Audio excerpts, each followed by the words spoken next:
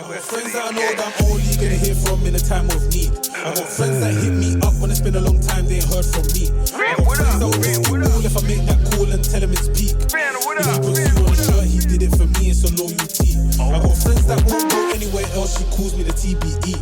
I got friends that I call my G, couple day ones with me. I got friends that started out like that, but she turned into a queen. Back in the palace ain't where you find my royalty. You are now tuned into the Boxing Bros. I am Caden, and I'm here with my co-hosts. What's going on, everybody? It's the Commissioner, $12 Bill. What's going on, world? Yo, it's the TBE. What up, world? I'm back, baby. Yeah.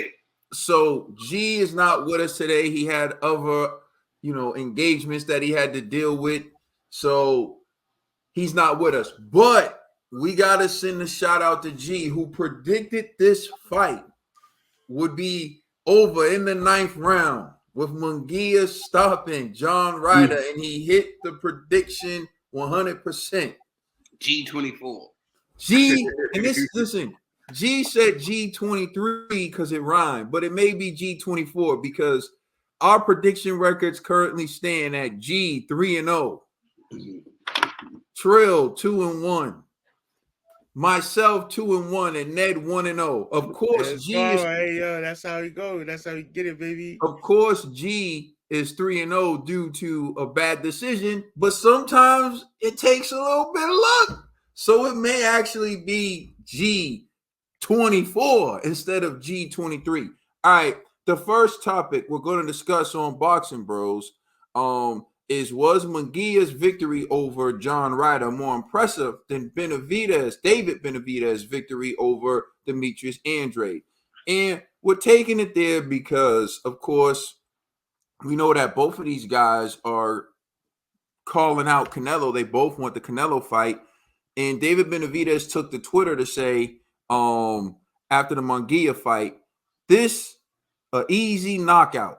That's why they ducked me. And you see, he's talking about Munguia. So that's what David Benavidez had to say when he saw the fight. So I'm turning it over to you, Trill Dollar Bill. What was your reaction to the fight? And do you think that Munguia's victory over John Ryder was more impressive than Benavidez's victory over Demetrius Andrade?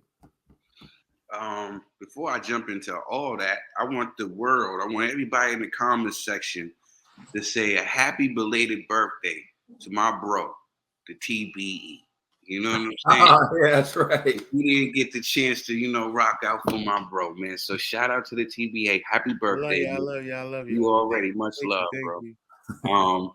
Yeah, I don't like doing the crossfight things. You know what I'm saying? If it was more impressive.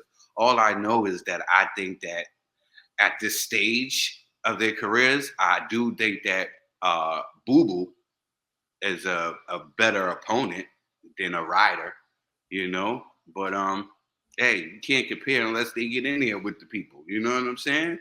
You can't do that unless, because we don't know what Munguia would do against Andrade. And we don't know what Benavidez would do against Ryder. You don't know. Styles make fights and everybody's different.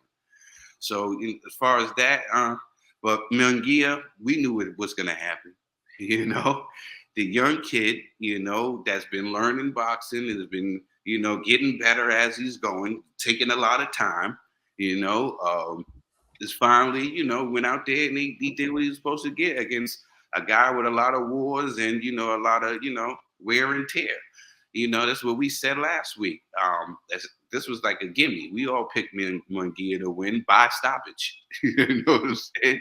And that's what happened. It was no surprise for me there. All right, TBE.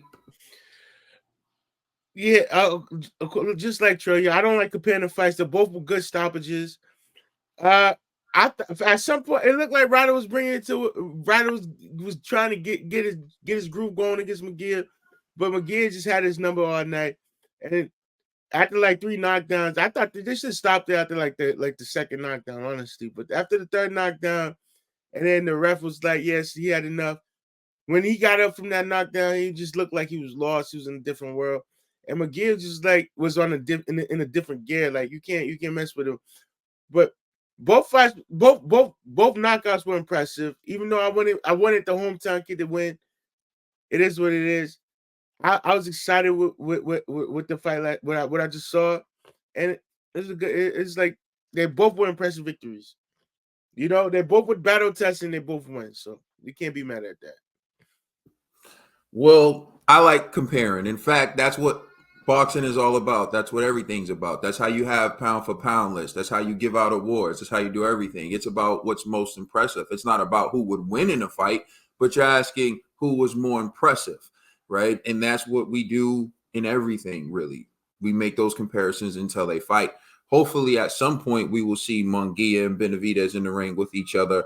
But to that point, what we're doing is we're comparing their victories. And in comparing their victories, I think that both fighters beating Demetrius Andrade and beating John Ryder, they're both aging fighters. So they're both fighters who were on the downslide of their career. They're not in their primes or of their career. So getting a victory over them is what we expected from Benavidez and what we expected from Jaime Munguia.